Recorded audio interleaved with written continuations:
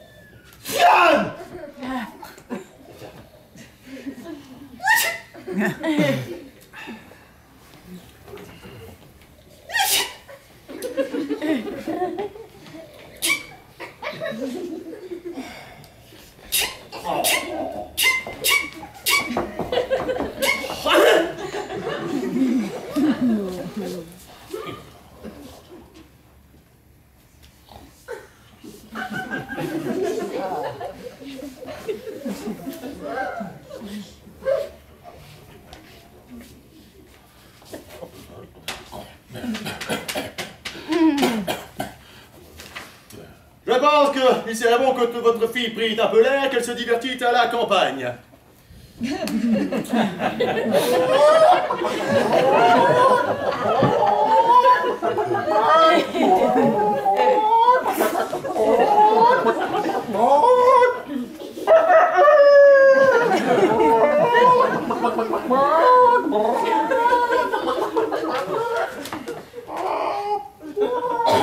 Nous avons un fort beau jardin et quelques chambres qui répondent si vous le trouvez à propos. Je y ferai loger. Allons visiter les lieux. Attendez un peu, s'il vous plaît. Que vous voulez? Mais vous donnez de l'argent, monsieur. Je n'en prendrai pas, monsieur. Ah, vous moquez-vous. Ce n'est pas l'argent qui me fait agir, hein. L'intérêt ne me gouverne pas. Cela est-il de poids? Je ne suis pas un médecin mercenaire.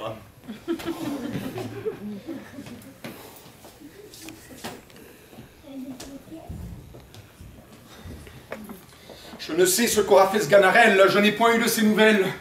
Et je suis fort en peine où je le pourrais rencontrer. Ah! Très bien, qu'as-tu fait depuis que je ne t'ai point vu? Merveille sur merveille. Et j'ai si bien fait que Gorgibus me prend pour un habile médecin. Je me suis introduit chez lui et lui ai conseillé de faire loger sa fille dans l'appartement qui est au bout de leur jardin, tellement qu'elle est fort éloignée que vous pouvez l'aller visiter commodément. Ah, que tu me donnes de joie! Sans perdre de temps, je l'avais trouvé de ce pas!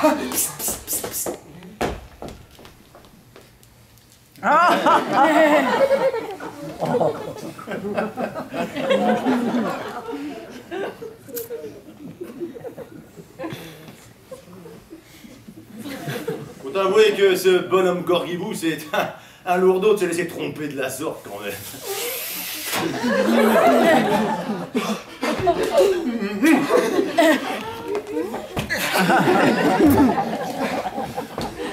Non, mais tout est perdu! C'est à ce coup-ci que voici la médecine renversée!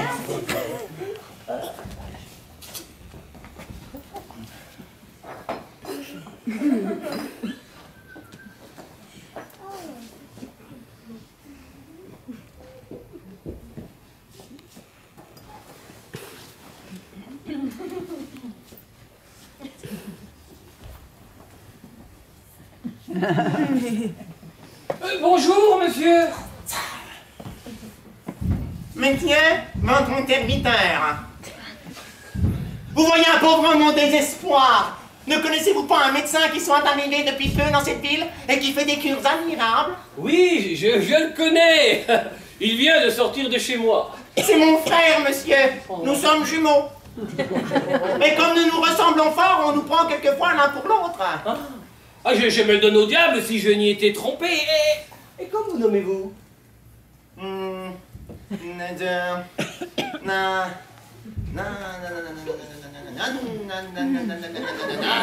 Narcisse, monsieur, pour vous rendre service. Il faut que vous sachiez qu'étant dans son bureau, j'ai renversé 2 fioles d'essence qui étaient au bout de sa table. Alors il s'est mis dans une colère si étrange contre moi qu'il m'a mis hors du logis. Il ne veut plus jamais me voir. Oh. Allez, je ferai votre paix. Je suis de ses amis. Je vous promets de vous remettre avec lui. Je lui parlerai. J'avoue, j'en suis bien obligé, monsieur Gorgimus.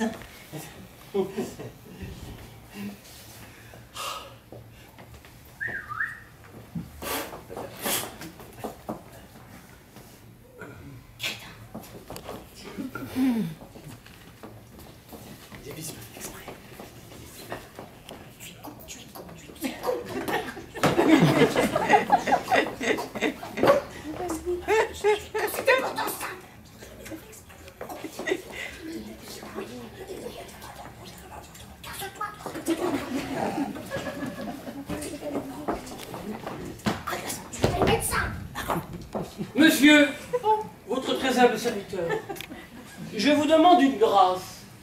De quoi est-il question, monsieur Gorgibus? Est-il question de vous rendre service? Monsieur, j'ai rencontré monsieur votre frère qui est tout à fait... C'est un coquin, monsieur Gorgibus. Je vous réponds qu'il est tellement contrit de vous avoir mis en colère... C'est un ivrogne, monsieur Gorgibus. Monsieur, vous voulez désespérer ce pauvre garçon? Qu'on ne m'en parle plus. Non mais voyez l'impudence de ce coquin-là, d'aller vous trouver pour faire son accord. Je veux qu'on ne m'en parle plus jamais. Monsieur, faites cela pour l'amour de moi. Si je suis capable de vous obliger en autre chose, je le ferai de bon cœur. Je m'y suis engagé. Vous m'en priez avec tant d'insistance que quoique j'eus promis de ne lui pardonner jamais, allez, touchez-la, je lui pardonne. Je dois vous avouer que je me fais grande violence et qu'il faut que j'aie bien de la complaisance pour vous. Mes salutations, monsieur Gorgibus. Monsieur, votre très humble serviteur. Je m'en vais chercher ce pauvre garçon pour lui apprendre cette bonne nouvelle.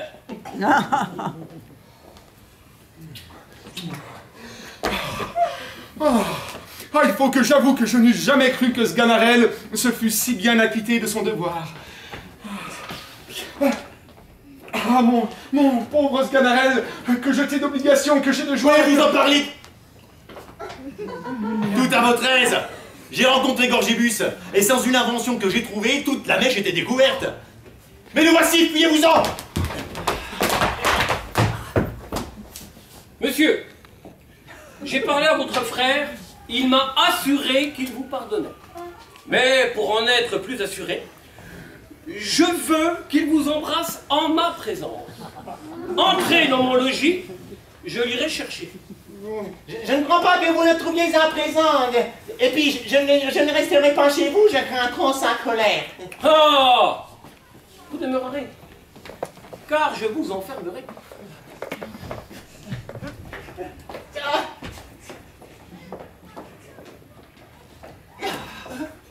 Je m'en vais à présent chercher votre frère. Ne craignez rien, je vous réponds qu'il n'est plus fâché.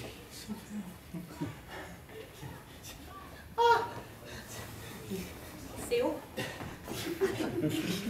Pas souple.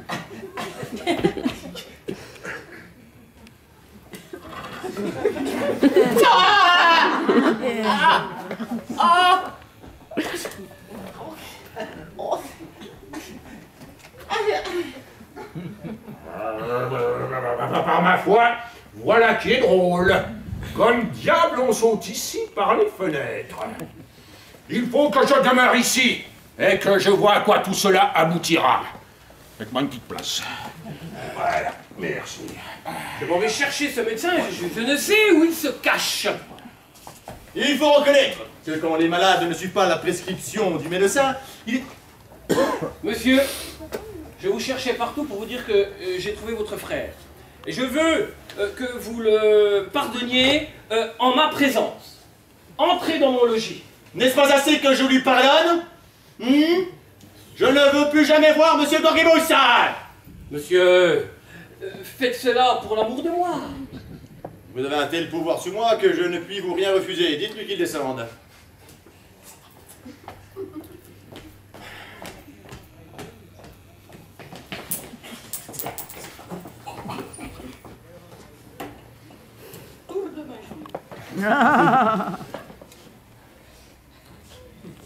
Monsieur, voilà votre frère qui vous attend là-bas.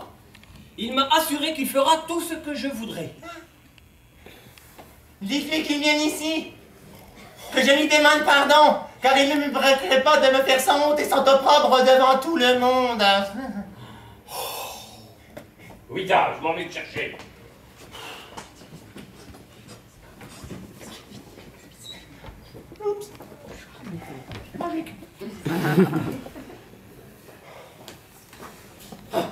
Monsieur, il dit qu'il est honteux et il vous prie d'entrer afin qu'il vous demande pardon.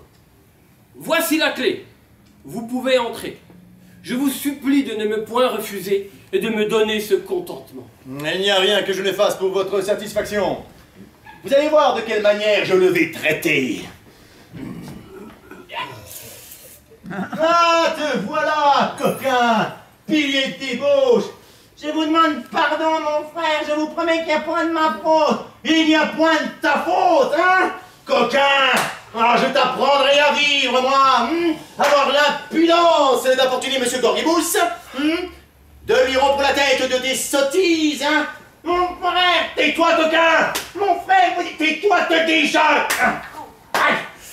Qui diable croyez-vous qu'il soit chez Gorgibus à présent? Eh bien, c'est le médecin. Et Narcisse, son frère. Ils avaient quelques différends, ils font leur accord. Le diable emporte, ils ne sont qu'un.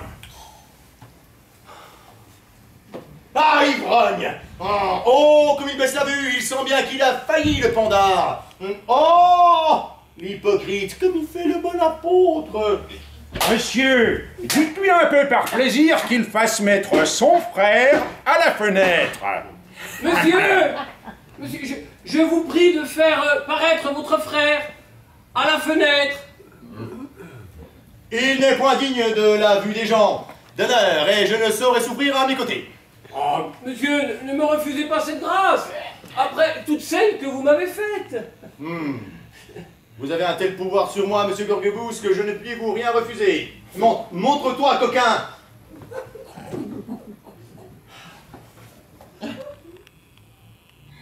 Monsieur Gorgibus, je suis votre obligé.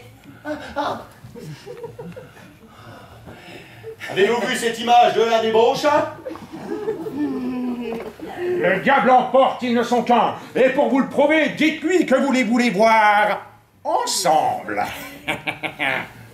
Monsieur, faites-moi la grâce, s'il vous plaît, de faire paraître votre frère avec vous et de l'embrasser devant moi à la fenêtre.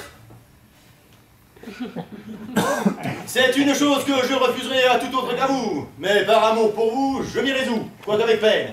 Mais il veut qu'auparavant, il vous demande pardon de toutes les peines qu'il vous a données. Ah, Monsieur Gorgibus, je suis votre obligé.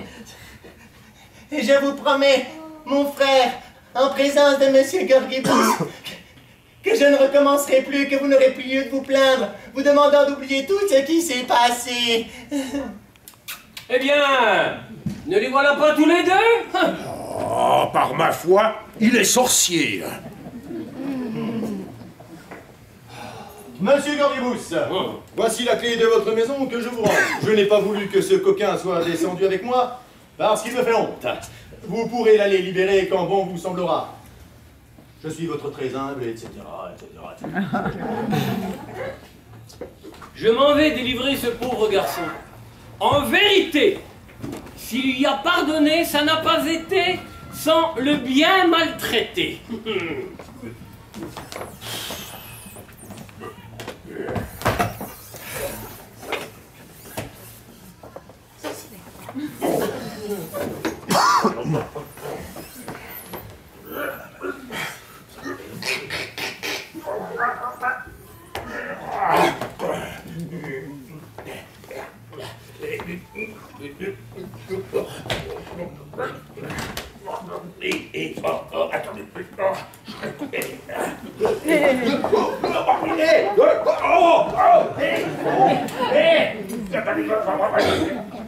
Je vous suis bien obligé, Monsieur Gorgibus, de la bonté que vous avez eue pour moi et de toute la peine que vous avez prise. Je vous en serai obligé toute ma vie.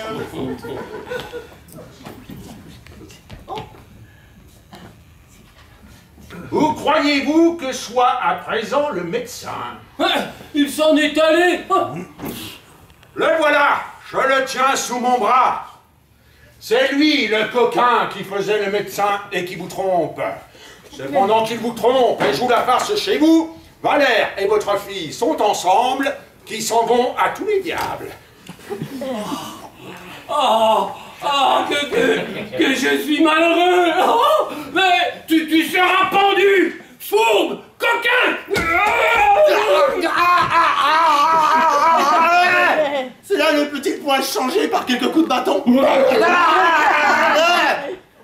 Qu'allez-vous faire de me pendre, hein? Écoutez un mot, s'il vous plaît. Il est vrai que c'est par mon invention que Valère est avec votre fille. Mais en vous trompant, je ne vous ai point désobligé.